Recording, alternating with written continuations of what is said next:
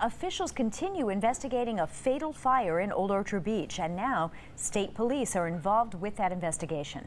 62-year-old Patricia Noel was found by firefighters after extinguishing the fire at her Old Orchard Beach home. And that's where we find News 13's Beth Jones, who joins us live now with more on the investigation. Beth? Well, Kim, I can tell you that state police and the state fire marshal's office have been on scene here on Wesley Avenue all day, and they are actually getting ready to clear the scene behind us at 44 Wesley Avenue, and still no official word on what caused the fire here at that home, and also no official word on what it was that killed Patricia Noel. She was found, though, inside that home after crews put the flames out. Now, state police and state fire marshals were on scene all day, and a couple of hours ago they actually moved those trucks into view and blocked our view. Now, investigators were in and out of the house throughout the last hour to 2 hours, taking a look inside. Now, this all began yesterday when crews were called to the scene of a fire here at 44 Wesley Avenue. And after flames were out, Patricia Noel's body was found in a first-floor bedroom. Now, investigators with state police and state fire marshal's office continued their work today. And some neighbors recalled the chaos of the scene when it first began yesterday. Everybody's in distraught and just couldn't believe it, you know. It's like they broke down a lot of windows and a lot of smoke started gushing out and closing down the streets. It was really bizarre, just right up the road. I guess her son came home about 4:30 and everything like that. Reggie was coming home and he was distraught. He wanted to go in. They couldn't let him in.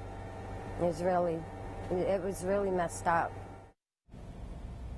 Now, state police say that work remains to be done before autopsy results can be released, but that autopsy was done today. Again, this investigation remains ongoing. So many questions still unanswered, and we're told the work on the investigation, both into the cause of the fire and what killed Patricia Noel, that investigation will continue tomorrow as well. We'll continue to follow the story for you, bring you any developments as we get them. For now, live in Old Orchard Beach, Beth Jones, News 13. Kim, Greg, back to you. All right, Beth, thanks very much.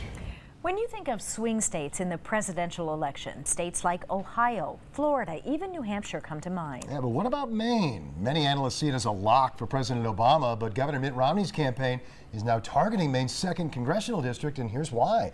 Maine is one of only 2 states, along with Nebraska, which can split its 4 electoral votes for president. 2 go to the candidate who wins the state's popular vote. The last 2 go to whoever has the most votes in each of Maine's 2 congressional districts. And that's why Republicans think they still have a chance to pick off 1 electoral vote in Maine. Kicking off our Vote 2012 coverage tonight, News 13's Jana Bardello is live in Lewiston. We'll look at why some feel that Maine still could become a swing state here, Jana. Greg, several polls suggest Governor Mitt Romney is ahead, or at least closing the gap here in the 2nd congressional district. If he wins the popular vote in the district on Election Day, he would get 1 of our electoral votes. And in some scenarios, that would suddenly make Maine a swing state. Restore Our Future, a super PAC supporting Mitt Romney, is spending $300,000 to air this ad in Maine. Just one of the pushes Republicans are making to win Maine's 2nd congressional district. Even as we fall further behind. Since lawmakers put the system in place in 1969, Maine has never split its electoral votes. But it has happened in Nebraska. Obama did pick up 1 electoral vote from Nebraska in 2008. But that vote didn't swing the election. There are some projections that show a Romney win in Maine's 2nd district could mean a tie in the Electoral College. Retired Bates political science professor Douglas Hodgkin explains in that case, Congress would pick our president. You could possibly have one party winning the presidency and the other party winning the vice presidency. A poll from Pan Atlantic SMS shows Romney closing the gap in Maine's 2nd district. But here's some food for thought, literally. Grant's Bakery in Lewiston is holding a cookie poll, and they've sold 3 times as many Romney cookies. It's spurred some interesting conversations with some customers, but for the most part, people are taking it with a grain of salt. And sugar. Sure, the poll is more sweet than scientific, but it's one that points to the fact that anything can happen come Election Day. None of us will actually know until November 6th. November 6th, just 13 days away. Again, Republicans think they might be able to take Maine's 2nd congressional district and therefore an electoral vote. But whether that swings the entire election, well, that depends on the rest of the country. Live in Lewiston, I'm Jana Barnello, News 13. Kim, Greg, back to you. All right, at least a tasty poll anyway. Thanks, right. Jana. Well, the countdown is on. Less than 2 weeks to go now. The U.S. Senate candidates, among many other candidates, are taking their swings at each other. This time over how to best educate your children. News 13's Adrian Stein joins us live in our studio, and one candidate revealed his plan today. The others say not so fast. Adrian. Yeah, that's right, Kim. Angus King says if elected, he has a plan to improve your child's education in Maine, but the other two candidates in the race say they aren't buying into it. The independent candidate, along with former education officials, unveiled King's education plan in Portland today. He says his plan is as simple as TIP, or TIP. T, he says, is for teacher training, development, and retention. I, innovation, making sure students have the proper knowledge of digital tools to succeed. And finally, King says the P stands for parent and educator partnerships. King believes his plan will get Maine students prepared for the workforce of the future. The problem now is we don't know what the jobs are going to be. There are many jobs that exist today that didn't exist when I was governor. And so the challenge for education isn't necessarily giving people knowledge, it's giving them the ability to discover and use knowledge for themselves. But the other two main candidates in the race, Republican Charlie Summers and Democrat Cynthia Dill, say they aren't impressed with King's plan. I'm really leery of any plan that anybody puts out that suggests that the federal bureaucrats can do a better job in educating our children than our local communities, our moms and dads, and our state officials. So while Angus may tout his record of handing out laptops, he's still not willing to cut taxes for millionaires and billionaires and really make the tough choices that will direct domestic resources towards students. King released his plan, at least in part, in response to this negative ad against him by American Crossroads. That's a political action committee started by Republican activist Karl Rove. The ad claims King cut education funding while he was governor in Maine. That is a claim that he and his supporters say is untrue. Now, one thing the candidates do appear to agree on is that education and growing the economy go hand in hand. Reporting live in the studio, Adrian Stein, News 13. All right, Adrian, thanks. Let's turn now to our forecast. And we're in the middle of a really nice stretch of weather, but there could be trouble ahead. Yeah, that's the concern. We don't want to ruin our enjoyment of this nice week, as it is certainly a nice one, but we are getting a bit nervous, at least paying attention to the potential for a major storm next week. Here's Chief Meteorologist Charlie Lopresti with the latest on Sandy. And Charlie, why people really should start thinking about this, right? At least thinking about it, absolutely. And certainly stay tuned to the forecast in the coming days, because as you mentioned, yes, we're still 5 days away from the storm system, Monday into Tuesday if it were to affect us, but it looks like a significant or extreme threat here in New England. Let's take a look at the weather maps. The storm right now is a hurricane. It's down in Jamaica, thousands of miles away, but by Monday morning, it's expected to be off the east coast of the United States. The big question is, does it make a beeline for Maine, or does it move into the mid-Atlantic states? Regardless, we will see some impacts around here. Right now, the winds are sustained around 80 miles per hour. It is located about 25 miles to the north of Kingston, Jamaica. Moved over Jamaica today. Hurricane warnings are in effect for areas like Cuba and the Bahamas. Tropical storm warnings are in effect for Florida. The storm's track is still expected to be off the east coast of the United States, but its track is likely going to curve it back to the west as we head into Monday night and Tuesday. What does that mean? Big questions here as far as, is it purely a tropical system, or is it more like a major nor'easter, or sort of a hybrid of storm systems, very similar to the big perfect storm back in 1991. Regardless, this is something we need to keep a close eye on, because there is a significant threat for power outages, wind damage, flooding, both inland and coastal, and the time frame will be Monday into Tuesday. Still 5 days away. We'll have much more coming up in our Maine weather segment in a few minutes. We'll definitely stay tuned. Oh, yes. Perfect storm was nothing to laugh at. No, that's absolutely for sure. not. All right, thank you, Charlie. Well, we have an update tonight on the shooting deaths of 3 people in Lemoyne. Just into our newsroom tonight, a neighbor says the man who was fatally shot had told him recently that he was afraid that his son might kill him. We don't know exactly why the father may have felt that way, but investigators are trying to piece together what led up to the tragedy as they attempt to find a motive. Police say 27-year-old Leon Tilden shot and killed his father and uncle before leading police on a manhunt that ended with a trooper shooting and killing Tilden.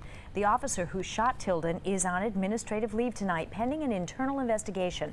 Now, this is standard procedure in any police-involved shooting. Well, a tugboat based out of Maine sinks in a river bordering Maine and New Hampshire this afternoon, and the whole thing was caught on camera. I'm going to show you the Benjamin Bailey as it sinks into the Piscataqua River on the Portsmouth side of the river there. The 2 people on board jumped out of that barge before it went under. Both of those folks are safe tonight. The tugboat was helping with some work on the Memorial Bridge connecting Maine and New Hampshire. Still no word on exactly what caused that tugboat to sink. Now, your Weather Authority forecast with Charlie DePresti. Well, welcome back, everyone. Today was another gorgeous day in vacation land, wasn't it? Does it get any better than this? The streak continues. Sunny skies tomorrow, sunny on Friday, or mixture of sun and clouds both days. We're going to see a few more clouds on Saturday, but still pretty nice. Temps will warm during this period. After that, we'll have to watch what happens with Sandy. It's looking more and more like we'll have an impact around here in northern New England with rain, wind, flooding possibly, and the potential for power outages. We'll look at that in a moment. Let's talk about what's happening right now. We have some clouds starting to approach from the northwest. Some of these clouds will start to dive in over the next half hour or so. We're going to see this disturbance to our south. It's actually a stationary boundary, stay to our south. So a lot of the clouds that have been lingering over southern New England will stay there tonight. Skies go clear to partly cloudy tonight. Then we see a mixture of sun and clouds tomorrow. Notice we're starting the 30s early in the day, so a cool start to the day. 7 o'clock, we're out of the gates with temps around freezing, especially for inland towns. A mixture of sun and clouds tomorrow. Notice a few of these clouds starting to increase during the afternoon. That's about 2 o'clock. Temps tomorrow should generally be in the mid to upper 50s. Now, as we head into Friday, if you're looking for warmer temps, you'll be happy. Temps will rebound into the 60s that day. Lower to mid 60s at the coastline. Some inland towns will make a run at mid to upper 60s. A few spots may even touch 70 degrees, but I really think those temps you see there near Lewiston and Freiburg might be just a little bit too generous. Regardless, looks okay Friday and Saturday.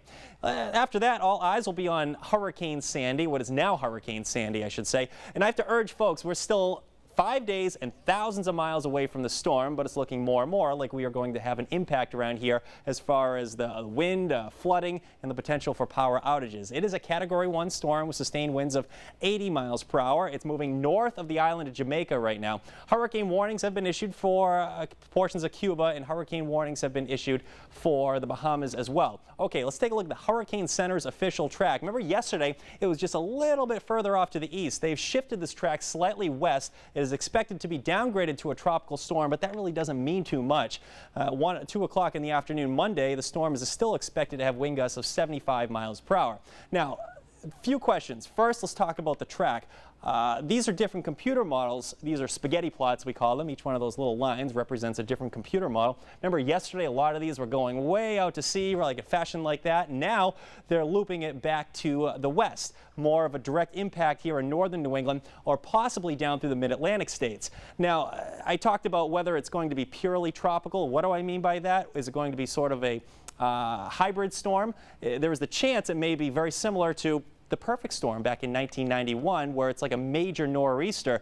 As it loses its tropical characteristics, the wind field in the storm is allowed to expand. So regardless, this is something we need to keep a close eye on over the next several days. The storm is still expected to be offshore by Monday afternoon. An extreme threat here to the northeast, whether it's northern New England, southern New England, or the mid-Atlantic states, that still needs to be determined, because the storm could take a track right up here into Maine, or it still could make a track right back to the Chesapeake Bay region. Still too early. We're still 5 days out. I'd urge folks to stay tuned to the forecast, because it is looking like a significant impact being wind and flooding. The next 3 days look great. In fact, right through the first part of the weekend, we have highs running in the 60s. Some inland towns will be a little bit warmer. Sunday, just a chance for showers. Nothing too serious that day. The serious stuff comes Monday into Tuesday. So, we're still 5 days away, and it's one of those things where it's very rare that we really start to talk about a storm in this sort of fashion 5 days out. But forecast models, all the information right now is indicating that we are going to see an impact here in northern New England. So we want people to prepare. Yeah, you got to be ready. Best. Got to think about it. Yep, and have folks stay tuned to the forecast. Exactly. Well said. Will do. Thanks, Charlie.